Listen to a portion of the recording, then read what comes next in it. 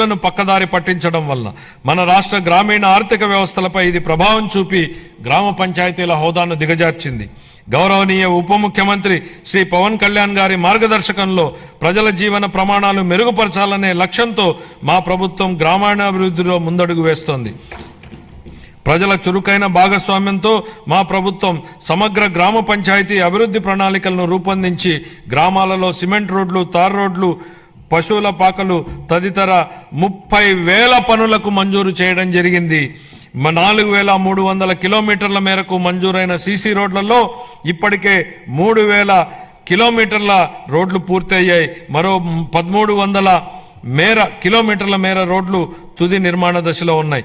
వీటి ఫలితంగా గ్రామీణ ప్రాంతాలలో పరిశుభ్రమైన వాతావరణం ఏర్పడి ఆర్థిక కార్యకలాపాలు, ఉపాధి కల్పన జరిగింది. గత ప్రభుత్వం 5 ఏళ్లుగా స్మార్ట్ ఎల్ఈడి వీధి దీపాల పథకాన్ని పూర్తిగా నిర్లక్ష్యం చేసింది. 150 కోట్ల రూపాయల మేరకు బకాయిలను చెల్లించడం ద్వారా మా ప్రభుత్వాన్ని ఈ కార్యక్రమాన్ని పునరుద్ధరించింది. కేంద్ర ప్రభుత్వం జల్ జీవన్ మిషన్ను ఆగస్టు 15, 2019లో ప్రారంభించినప్పటి నుండి 2024-25 వరకు 13,499 కోట్ల రూపాయలను కేంద్ర ప్రభుత్వం కేటాయించినప్పటికీ గత ప్రభుత్వం మన రాష్ట్రాన్ని సకాలంలో విడుదల చేయకపోవడం వలన కేవలం 2,255 కోట్ల రూపాయలు మాత్రమే వినియోగించుకోగలిగింది. ఛత్తీస్గఢ్, జార్ఖండ్, గుజరాత్, ఒడిశా వంటి రాష్ట్రాలు 23-24 సంవత్సరానికి కేంద్రం నుంచి మనకంటే తక్కువ కేటాయింపులు పొందినప్పటికీ మన రాష్ట్రం కంటే ఎక్కువ నిధులను వినియోగించుకున్నాయి. మా ప్రభుత్వం ఈ పథకాన్ని పునరుద్ధరించడానికి చొరవ తీసుకుంది. మా ప్రభుత్వ అభ్యర్థన మేరకు ఈ పథకం గడువును 2028 వరకు పొడిగించిన కేంద్ర ప్రభుత్వానికి ఈ గౌరవ సభ ద్వారా ధన్యవాదాలు తెలియజేస్తున్నాను. దీనిలో భాగంగా సుస్థిర ఉపరితల నీటి రిజర్వాయర్ల నుండి 95.44 లక్షల గ్రామీణ గృహాలకు నీరందించాలని మా ప్రభుత్వం లక్ష్యంగా పెట్టుకుంది.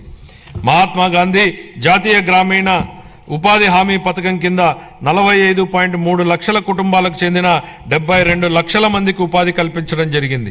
మా ప్రభుత్వం రైతులకు మేలు చేకూరేలా పొలాలకు అనుసంధాన రహదారులు వేస్తోంది. అన్ని గ్రామాలలో స్వచ్ఛ భారత్ మిషన్ కింద ఘన మరియు ద్రవ వ్యర్థాల నిర్వహణ కార్యకలాపాలను చేపట్టడం వలన అవి పరిశుభ్రమైన మరియు ఆదర్శ గ్రామాలుగా మార్పు చెందనున్నాయి. గ్రామీణ ప్రాంతాల్లో మౌలిక వసతులు, రోడ్ల నిర్మాణం విషయంలో గత ప్రభుత్వాల నిర్లక్ష్యాల వలన భయంకరమైన భరింపశక్యంగాని వారసత్వం మా ప్రభుత్వానికి వచ్చింది. అధ్యక్ష, పల్లెల్లో ఎక్కడ చూసినా గుంతలమైన రోడ్లే కనిపించాయి.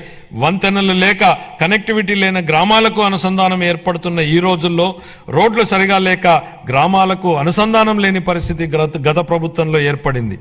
ప్రధానమంత్రి గ్రామీణ సడక్ యోజన, ఆంధ్రప్రదేశ్ గ్రామీణ రహదారుల అనుసంధాన మరియు ప్రాజెక్టు మరియు జాతీయ వ్యవసాయ మరియు గ్రామీణాభివృద్ధి బ్యాంకు నిధుల కింద ఈ రోడ్లను అభివృద్ధి చేసే ప్రయత్నాలను ప్రారంభించాం. అన్ని వాతావరణ పరిస్థితులను తట్టుకోగలిగే రహదారులను నిర్మించి అనుసంధానతను కల్పించే దిశగా PM జన్మన్ పథకం మన రాష్ట్రంలో అమలు చేయబడుతోంది.